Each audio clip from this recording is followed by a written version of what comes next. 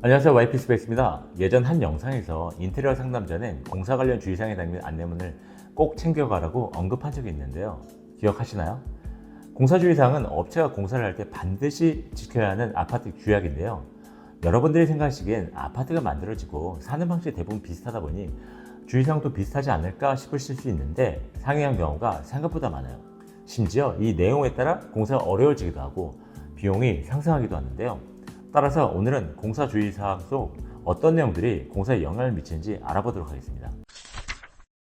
첫 번째는 공사 전 행위허가 필증 제출입니다. 확장 공사를 하기 위해서는 구청에 확장 신고를 한 후 담당 공무원의 승인을 받아야 하는데 공무원이 관련 내용을 살펴보고 이상이 없으면 허가의 의미로 필증이라는 걸 줍니다. 인테리어 업체는 확장 공사를 하기 전 이 필증을 관리사무소에 제출해야 하는데요.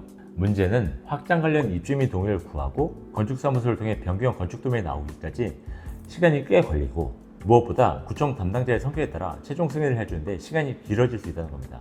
일정이 타이트한 업체는 공사 시작 전까지 필증이 나오지 않는 경우도 있어요. 그럼 필증이 나오지 않았기 때문에 공사를 시작할 수는 없는 걸까요? 다행히도 꼭 그렇지만은 않은데요. 아파트별로 행위허가 접수증만으로 공사를 승인해 주는 곳도 있거든요. 하지만 반대로 필증 제출 없이는 공사를 절대 할 수 없는 아파트도 있어요. 그런 경우 미리 잡았던 모든 공사 일정과 이사 일정이 꼬여버리기 때문에 주의가 필요한데요. 따라서 상담하실 때는 공사 안내문을 주시면 업체가 이런 내용이 있는지를 확인하고 공사를 미루거나 방법을 찾아갈 수 있습니다.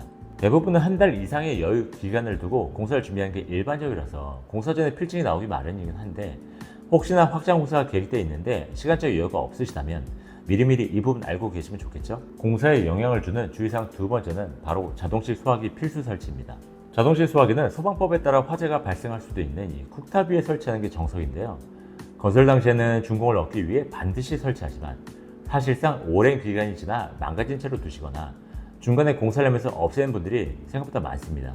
사실 자동식 소화기를 달면 외관을 해치지 않으면서 안전하기도 하기 때문에 달아서 나쁠 건 전혀 없지만 당장의 비용이 들어가다 보니 필수가 아니라면 잘 달지 않으시려고 하죠. 그러나 소화기를 달지 말지 내 선택이 아니라 필수로 달아야 한다라고 규정하는 아파트들도 있어요.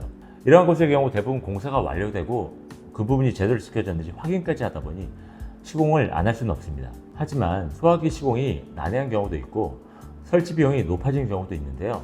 보통 자동식 소화기는 후드 안쪽에 있는데 벽체에 붙은 후드든 이 천장에 있는 후드든 안쪽에 숨기면 되니 큰 문제가 되진 않지만 요즘같이 천장에 후드가 싫어서 이 후드 일체형 인덕션을 설치하는 경우에 공사가 쉽지가 않습니다.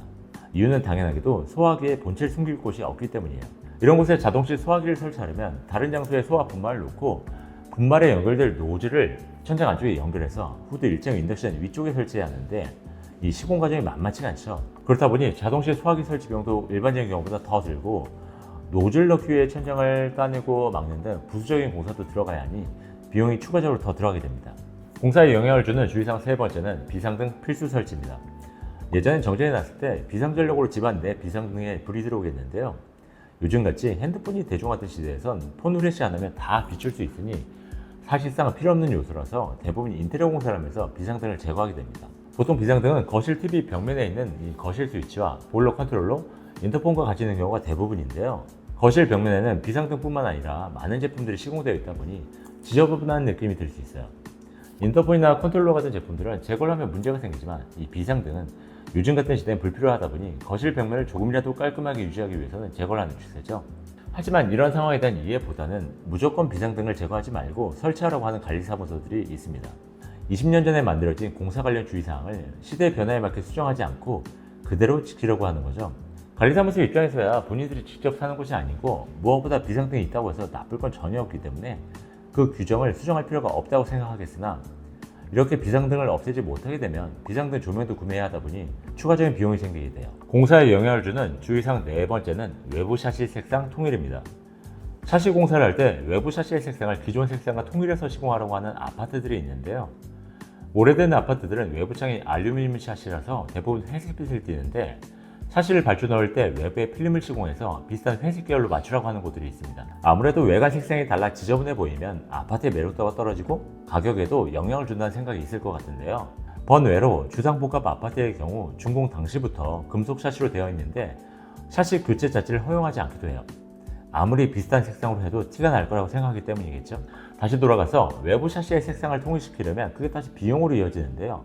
놀랍게도 원래 샤시는 흰색입니다.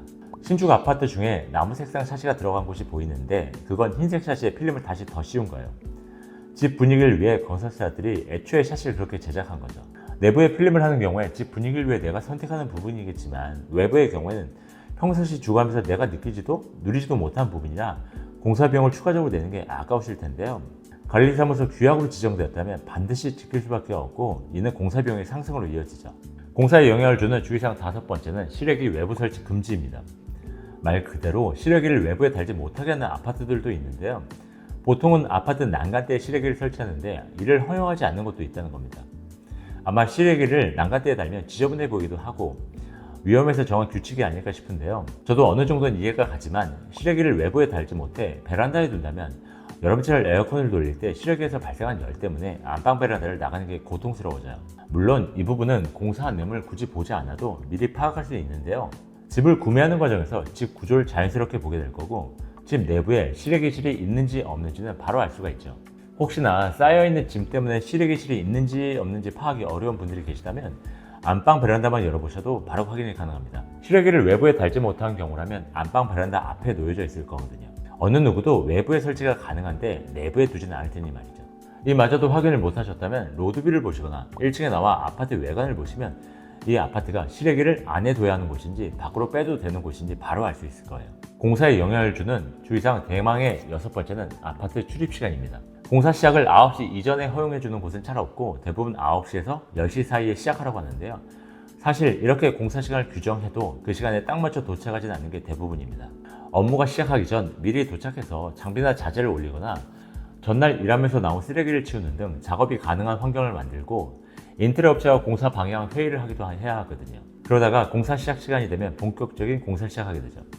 하지만 관리사무소에 정한 시간이 되기 전까지는 공사 차량이 정물 통과하지 못하도록 막는 아파트도 있는데요.